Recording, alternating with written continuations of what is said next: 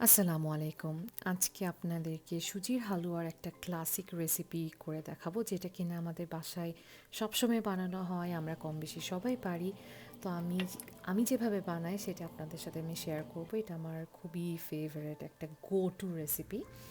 তো এটা আমি যখনই করি পুরাটাই ঘি দিয়ে করি। আপনারা চাইলে ঘি এবং তেল মিশিয়ে করতে পারেন, কিন্তু আমি প্রেফার করি ঘি দিয়ে করতে, ফ্লেভারটা অনেক সুন্দর আসে।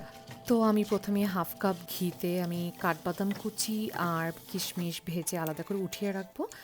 এটা আমি লো টু মিডিয়াম ফ্লেমে করব, না হলে কিন্তু খুব তাড়াতাড়ি পুড়ে যায়। বাদাম এবং কিশমিশ দুইটাই খুব তাড়াতাড়ি পোড়া লেগে যায়। উঠিয়ে রাখার পরে ওই যে রিমেনিং যে ঘিটা থাকবে সেটাতে আমি সুজিটা ভেজে নিব। এখানে আমি 1 কাপ সুজি নিয়েছি, যেগুলো একটু দানাদার কোর্স সুজিটা থাকে সেটা। তো সুজিটা ঘিতে দেওয়ার আগে আমি অল্প একটু সুজিটা তেলের ভিতরে নিয়ে দেখছি যে জিনিসটা কি ফুলে উঠে কিনা। যখনই দেখবো যে সুন্দর ফুলে উঠেছে, তখনই হচ্ছে আমি সুজিটা ঢেলে দিব। দিয়ে আমি সময় নিয়ে 12 থেকে 15 মিনিটের মতো আমি ভেজে নিব। আর ভাজার সময় আমি 2টা এলাচ আর একটা ছোট দারচিনি টুকরা নিয়েছি, এটা ফ্লেভারিংয়ের জন্য। আর এই ভাজাটা খুব যত্ন নিয়ে, একটু ধৈর্য নিয়ে করতে হবে। ভাজাটা যত সুন্দর ইভেনলি হবে, তত আপনার হালুয়ার টেক্সচারটা খুব সুন্দর আসবে, একটা দানাদার একটা টেক্সচার আসবে, যেটা কিনা এই সুজির হালুয়ার বিশেষত্ব। সুজির রঙটা যখন একটু পরিবর্তন হয়ে আসবে, হালকা বাদামি হয়ে আসবে, তখন আপনারা হচ্ছে 1/3 কাপ ফুল ক্রিম গুঁড়া দুধ দিয়ে দিবেন, এবং গুঁড়া দুধ দেওয়ার সাথে সাথে আপনাকে নাড়তে হবে, কারণ গুঁড়া দুধ খুব তাড়াতাড়ি পোড়া লেগে যায়। এবং এই মিনিট 2-এর মতো নাড়ানাড়ি করার পরে আমি এখানে পানি দিয়ে দেবো, গরম পানি। তো মাপটা হচ্ছে আপনার 1 কাপ সুজির জন্য 3 কাপ পানি। আর পানিটা দেওয়ার সাথে সাথেও কিন্তু আপনাকে খুব তাড়াতাড়ি নাড়তে হবে, যাতে কোনো দলা না বেঁধে যায়, লাম্পস না থাকে।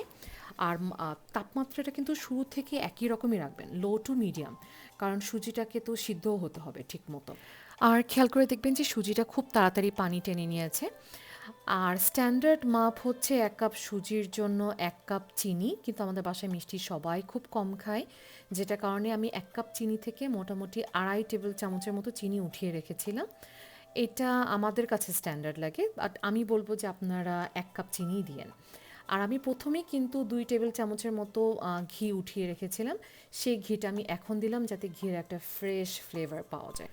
আর ভেজে রাখা আমার বাদাম কিশমিশের থেকে আমি অর্ধেকটা এখন দিলাম, আর বাকি অর্ধেকটা আমি গার্নিশিংয়ের সময় দিব। আর যখন এরকম একদম থকথকে একটা হালুয়ার কনসিস্টেন্সিতে চলে আসবে, আর প্যান থেকে হালুয়াটা ছেড়ে দিবে আর ঘি উঠে আসবে, তখনই বুঝে যাব যে এটা হচ্ছে আমার ডান। আমি এই কনসিস্টেন্সিটাই রেখেছি। যদি আপনারা এর থেকে আরেকটু পাতলা চান বা আরেকটু রানি চান, তাহলে একটু আপনারা পানির পরিমাণটা 1/4 কাপ বাড়িয়ে নেবেন, আর ঘি আরও 2 টেবিল চামচ বাড়িয়ে দিবেন। এখন আমি একটা সার্ভিং ডিশে আমি উপরে বাকি ভাজা বাদাম এবং কিশমিশটা দিয়ে দিলাম। যেহেতু এটা আমার নিজের বাসার জন্য সকালে নাস্তার সময় করেছিলাম, তাই আমি সার্ভিংয়ের কোনো এক্সট্রা প্রেশার নেইনি। এটা লুচি পরোটা যে কোনোটার সাথে খেতেই খুব ভালো লাগে। আপনারা খেয়ে দেখবেন গরম গরম, তাহলে খুব সফট থাকে আর ঘিয়ের খুব সুন্দর ফ্রেশ একটা ফ্লেভার পাওয়া যায়। আমি পরোটা দিয়ে খেয়েছিলাম, আমার এটার সাথে আর কিছুই লাগে না। তো এই তো আমার সুজির হালুয়ার রেসিপি। আপনারা এটা করে অবশ্যই আমাকে জানাবেন কেমন লাগলো। আর আজকে এই পর্যন্তই। আল্লাহ হাফেজ, ভালো থাকবেন।